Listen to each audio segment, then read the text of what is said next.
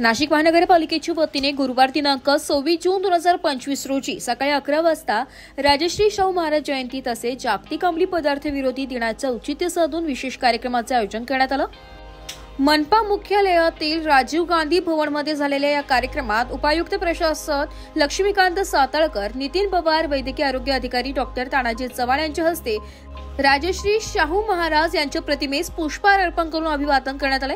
यावेळी अतिक्रमण उपायुक्त सुवर्णा दखणे, कार्यकारी अभियंता बाजीराव माळी, स्वीय सचिव दिलीप काटे, जनसंपर्क अधिकारी योगेश कमोत तसेच मनपाचे विविध विभागांचे अधिकारी व कर्मचारी मोठ्या संख्येने उपस्थित होते। जागतिक अंमली पदार्थ विरोधी दिनानिमित्त महाराष्ट्र शासनाच्या निर्देशानुसार उपस्थित अधिकारी व कर्मचाऱ्यांनी नशामुक्त समाज घडविण्याची प्रतिज्ञा घेतली। प्रतिज्ञेचे वाचन जनसंपर्क अधिकारी श्री योगेश कमोद यांनी केले।